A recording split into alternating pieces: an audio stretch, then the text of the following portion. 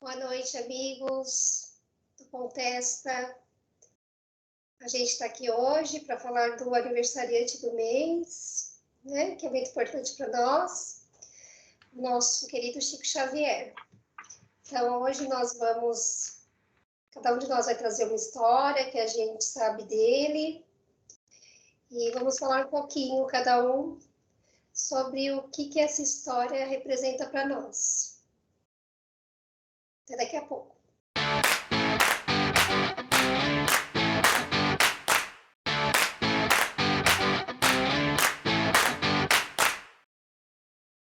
Então, hoje eu estava assistindo, né, ontem à noite, estava assistindo um programa que eu gosto de ver, chama Espiritismo Responde. E o Wagner Paixão, ele fala muito do Chico, né? Ele sempre fala, todos os programas dele, ele fala do Chico. Então, ontem ele fez uma homenagem ao Chico, hoje também eu assisti o André, e ele também estava falando, né, do Chico Xavier. Eu falei, nossa, que legal, a gente podia também falar sobre ele, né? Porque durante a semana o pessoal vai fazer lives sobre o Chico, né? E eu acho que as pessoas estão esquecendo o Chico, né, dentro do espiritismo, né? Está se falando de muita coisa, são poucos que falam do Chico Xavier. E alguns falam de muitas coisas que são fantasiosas. Mas a gente, tenho certeza que a gente não vai trazer essas fantasias, né? Nós vamos falar de alguma história dele que foi real e por que essa história nos tocou. Porque no meio de tantas histórias, aquela chamou a atenção da gente. Então, quem quiser começar a falar? Não, eu não posso perder a piada. Não posso perder a piada. A Carla falou que ela estava assistindo o programa Espiritismo Responde. Nós aqui do Contesta, o Contesta confunde.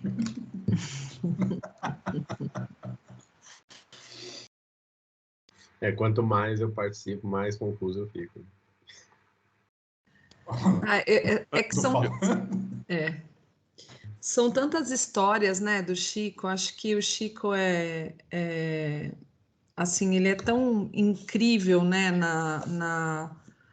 no legado dele como exemplo, né, e como, assim, como um instrutor, né, tantos aprendizados a gente tem através do Chico, né, e eu fiquei pensando, né, quantas histórias, né, que a gente tem. É difícil você escolher uma que tem um significado e tal, né, porque todas são extremamente importantes e sempre a gente consegue trazer algo. Como você disse também, Carla, acho que é importante.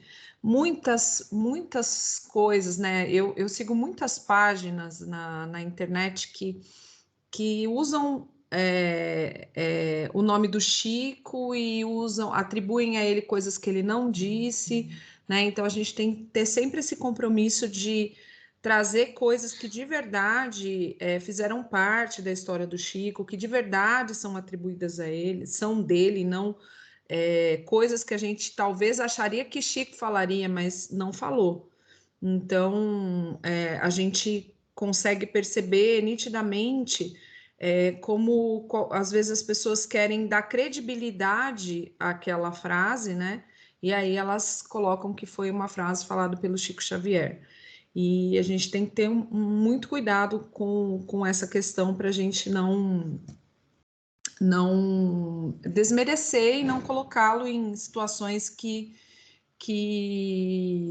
a gente não pertencem a ele, né? Então, isso é importante a gente destacar. Eu escolhi uma história que tem a ver comigo, eu já até comentei um pouquinho com vocês, que é quando o Chico recebe uma mensagem do Isso Também Passa, né? Eu vou ler aqui porque eu acho que é mais bacaninha do que eu contar a história, né? Deprimido após sucessivas denúncias de fraude, Chico decidiu pedir socorro a Emmanuel, seu guia espiritual, e pediu alto uma orientação da própria Maria de Nazaré. Os dias se passaram e Emmanuel voltou com a encomenda, uma frase só, atribuída à mãe de Jesus. Isso também passa. Chico agradeceu a bênção, anotou a frase num papel e colocou na mesa da cabeceira ao lado de sua cama em Pedro Leopoldo. Todas as manhãs e as noites ele lia e relia a frase durante as orações. Isso também passa. Tempos depois, já livre das tormentas do passado e entusiasmado com o reconhecimento dos amigos e admiradores, Chico recebeu uma nova visita de Emmanuel. Lembra da frase da cabeceira da cama? Pois volte lá e leia de novo. A frase vale para os momentos de tristeza e também de felicidade. Então, essa passagem para mim, né, essa historinha do Chico, ela é bem significativa, né? Quando, um pouquinho antes de entrar na pandemia, eu comecei a me deparar sistematicamente com essa frase, o tempo inteiro, antes de começar. E no meu coração vinha alguma coisa assim, eu acho que alguma coisa vai acontecer, né? Alguma coisa com a minha família ou com pessoas que são próximas, enfim. E aí depois, enfim, veio a pandemia. E eu acho que isso foi consolador, né? É consolador, eu acho que para qualquer situação, né? E como o Emmanuel mostra aí, mesmo quando a gente está num momento muito bom da nossa vida, que a gente está ali no topo, a gente também tem que lembrar que passa. Então, eu acho que essa mensagem é uma mensagem que,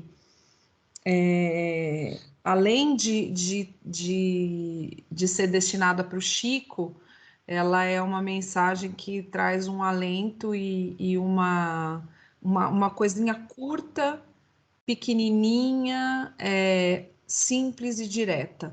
Então, essa foi a historinha que eu escolhi do Chico. Eu posso agora? Pode, né? Então, o Chico ele foi o grande expoente para a gente, né, do espiritismo aqui no Brasil e fora do Brasil também, né, porque ele era uma pessoa conhecida internacionalmente, né.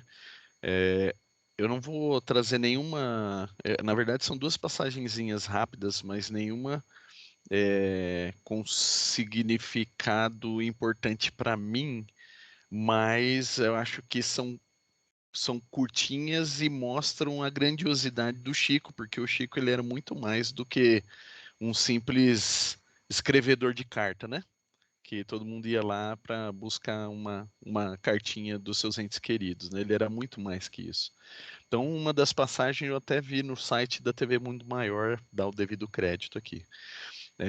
Uma das passagens, o Chico estava com um companheiro que estava ajudando ele e ele estava na sessão mediúnica, né? E justamente no momento da psicografia, e Chico ele não arredava o pé enquanto ele não terminasse, todas as atividades do dia.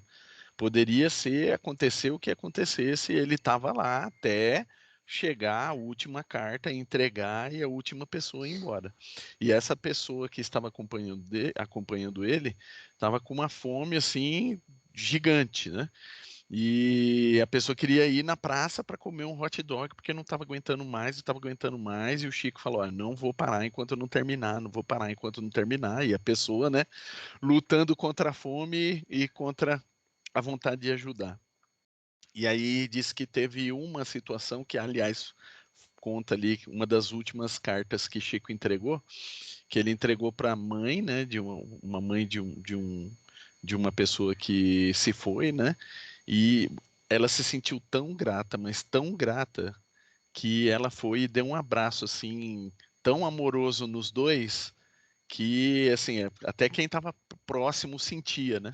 E aí Chico vira para ele e fala assim: eu não falei que valia a pena esperar, né?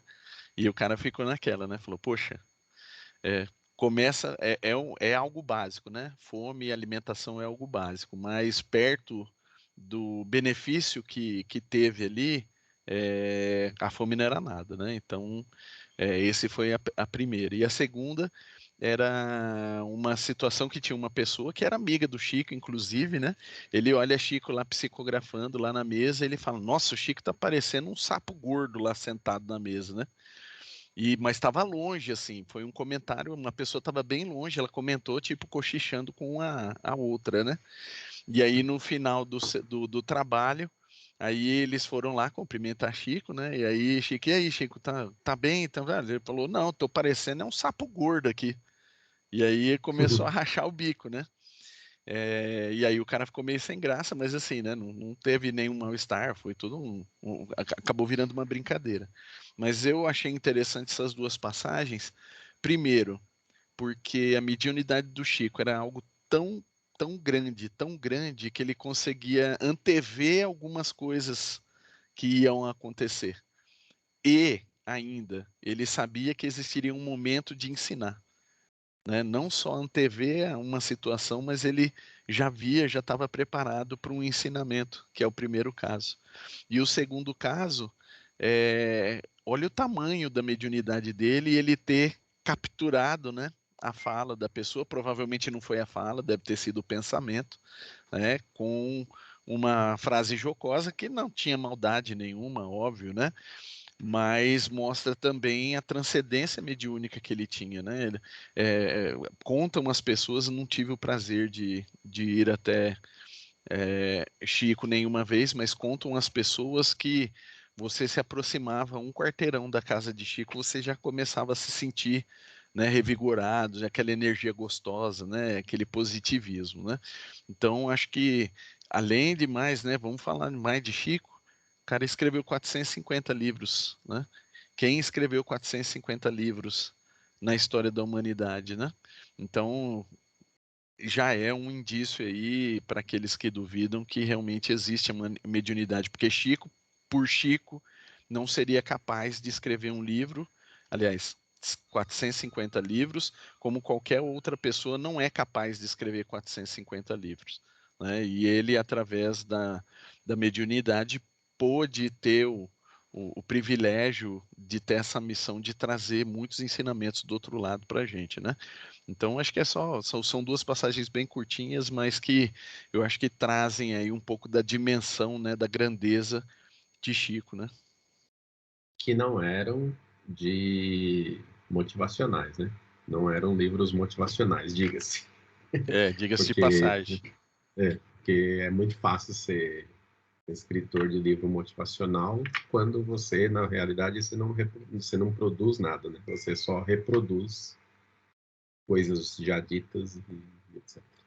Só complementando a fala do Sidney, que é interessante que eu estava lendo algumas coisas sobre o Chico, e uma das coisas que o Emmanuel fala para Chico é que se ele ouvisse, né, questões que fossem distantes do que dizia Jesus ou dizia Kardec, que o Emmanuel não acompanharia mais ele. Então, daí a gente tem a dimensão do compromisso que eles tinham, né?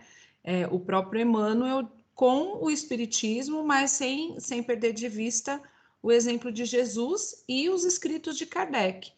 Então, qualquer coisa que fosse de se distanciar disso, o Emmanuel já avisava Chico que ele não iria participar e ele não iria estar com o Chico nesse momento. Então, é importante a gente ressaltar isso, né? O compromisso que eles tinham com a doutrina e com o estudo, né? Então, as grandes obras de Chico foram para justamente ampliar esse horizonte de conhecimento, né? Exatamente, com a verdade. Vocês querem que eu dê uma pitaco? Aqui eu dou um pitaco. Porque assim, minha mãe é de Uberaba. Né? Então, assim, eu ia muito para Uberaba. Uberaba era...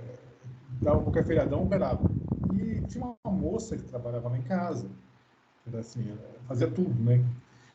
E quando a gente ficava em Uberaba, ela tinha uma irmã que residia lá. Ela é de Uberaba também, essa mulher. E humilde, assim, de origem bem humilde, né? E a irmã dela, por acaso, morava naquele bairro, perto do centro onde o Chico foi fazer os trabalhos mediúnicos e tudo mais. E a fila que, assim, dava voltas no quarteirão, isso, assim, final da década de 70. Final de 70 e início de 80. assim, pessoas mil, você dava volta, ia no bairro, assim, sabe, tipo, nem tinha asfalto direito na época, você não fala a memória, tô vendo aqui a imagem, a mente, não tinha asfalto direito, e as pessoas, assim, dando voltas e voltas no quarteirão, pacientemente esperando para entrar no centro do Chico ficava. Então, tudo uma serena, assim, não só aquela vibração, né, que vocês falaram, chegando perto ali, mas também as pessoas ali, uma calma, uma serenidade, tranquilo, assim, de boas, coisa que raramente se vê hoje. Esse é só um detalhe, tá? Eu vi de perto, não vi o Chico também, o Alexandre também não viu, também eu, assim, né, se quem vai a Roma não vê o Papa, eu fui ao Uberaba e não vi o Chico. Direto e reto, estava lá em Uberaba e não vi o Chico. Mas, enfim, eu não vou resgatar uma história dele, mas, assim, uma grande frustração nossa, enquanto espíritas e brasileiros, ou vice-versa, brasileiros e espíritas, é aquela questão de que o Chico foi indicado para o Nobel da Paz. Eu acho que concorrendo com ele era o Lech Walesa e o João Paulo II, se não estou enganado. E, assim, ali nos três, nem o Chico, nem o Lech Walesa, nem João Paulo II. Acho que ganhou sei lá, alguém no da ONU para refugiado na época. Mas hoje eu entendo. Eu ficaria surpreso se o Chico ganhasse. Não pela figura do Chico em si. Eu não sei se o Sidney, quem falou que o Chico é reconhecido internacionalmente, eu vou dar um testemunho meu, aqui, que de certa maneira explica o Chico não ter ganho. Certa vez eu tenho um colega meu que é romeno, da Romênia e tudo mais, e na Romênia é o cristianismo ortodoxo, é aquela igreja ortodoxa que segue a linha grega, né? Nós seguimos a linha romana, a Europa Oriental segue a linha grega, o cristianismo ortodoxo. E lá na Romênia era igual. Um belo dia, não sei porque eu estava lá, com o papo vai, papo com ele, encontrei com ele recentemente, acho que uma das últimas ilhas que eu fui do Canadá, ele morava no Canadá, eu conheci no Canadá, ele estava lá ainda, ele tem residência lá, uma última vez que eu fui, encontrei com ele, papo vai, papo vem. Eu não sei, eu tentei explicá-lo que eu era espírita, resumindo. O cara, assim, arregalou o olho desse tamanho, falou, não, isso é perigoso, isso não sei o quê, deixa disso, e começou assim, eu falei, não, mas é cristão, é Jesus, isso que é tão, não, mas, porque, assim, tem muito esse estigmatismo do espírita ligado para essas coisas, assim, de exorcismo, de, sabe, que Hollywood, infelizmente, denigra a imagem. Essa coisa hollywoodiana de explorar aquela coisa assim do lado ruim, não do lado bom. Então, vocês imaginem isso lá na virada do milênio, do século, enfim, um brasileiro de origem humilde, pouco letrado, que escreveu, como o Alexandre bem disse, por torno de mais de 450 livros, mas assim, de origem assim, vai mediúnica, mas aí o cara olha assim, mas como assim? Ganhou um prêmio Nobel. Para a gente foi uma grande frustração, para nós brasileiros e espíritas. Mas hoje eu entendo. Não ia, entre aspas, colar bem. Não ia pegar bem. E isso é uma falha nossa enquanto movimento, de deixar esse estigma perpetuar. Então, assim, e que me deixa um pouco, assim, né, é um desafio grande, me deixa um pouco assustado, porque assim, se nem Chico conseguiu reverter isso aí, para mim seria totalmente tranquilo o Chico ganhar um prêmio Nobel da Paz. Para nós seria tranquilo. Tanto é que ele é o brasileiro de todos os tempos. Aí aqui no Brasil, na eleição que fez, eu não sei que entidade que tocou a indicação. Né, o Chico ganhou como brasileiro de todos os tempos. Nada mais justo. Então, é isso que eu acho interessante. A imagem que ele tem aqui é uma, e eu entendo que a imagem que tem fora, não dele, Chico, mas do movimento como um todo. E isso refletiu, eu acho, na não indicação dele do Prêmio Nobel da Paz. Pegar um gancho rapidinho aí, Zé, você falou do estigma, rapidinho, sim. Outra coisa também, né, que é estereotipada, já aproveitando aí, é a questão do espírita, né? Tem gente que fala assim, eu sou espírita kardecista. Isso daí é redundância, né? Espírita obrigatoriamente tem que ser kardecista, porque espírita foi um termo cunhado por Allan Kardec para definir quem segue o espiritismo. Os outros são espiritualistas. Inclusive, católicos são espiritualistas. Inclusive, evangélicos são espiritualistas, porque ser espiritualista é acreditar na vida além da morte, né? Então, que fique mais uma vez registrado.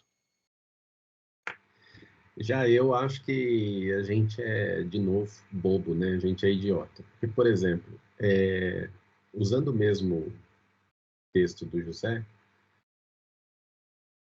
ter uma premiação de qualquer dimensão, e eu entendo o Nobel, seria uma contradição em termos, entende? Seria uma idolatria que a gente renega, seria um simbolismo que a gente renega, ou deveria renegar. Então eu vejo como uma contradição em termos. Entendo a frustração e tem essa aura, né? Por exemplo, quando vocês estavam falando assim, que as pessoas atribuem frases a Chico que nem deles era, sendo muito, mas muito, muito menos mundano, assim, eu trabalhava para um cara e aí os seus subordinados diretos, eu era um deles, e eu tinha alguns colegas de mesmo nível. Aí quando os meus outros colegas queriam alguma coisa de qualquer jeito, eles jogavam a cartada de mestre na mesa, que é: não, vamos fazer porque o fulano pediu. Ou seja, se o fulano disse, tá dito, né? Não tem o que discutir. Basicamente era essa o subtexto. Eu achava aquilo um porre, porque eu falei assim, cara, desculpa, mas ele não é Deus. Pelo contrário, ele nos contratou para ser os seus conselheiros, digamos assim. Então a gente tem que aconselhar dizendo qual é a melhor solução, independente da vontade dele, né? E eu me lembro de quando eu era criança, quando eu comecei a frequentar infância espírita, mocidade espírita, ainda nem morava no ABC, que existia essa aura, assim, com as coisas de Chico, né? E eu vejo isso de novo, com uma simbologia, embora a gente não admire imagens, mas a gente é bobo no tanto de admirar essa aura, né? Porque se Chico disse, então tá dito, é assim que é. Então, para mim, bastaria o estudo, né? O entendimento da sua mensagem. Essa frase que a Cláudia citou aí, para mim é a mais difícil de aceitar atualmente, que é isso, isso também passa, né? Cara, no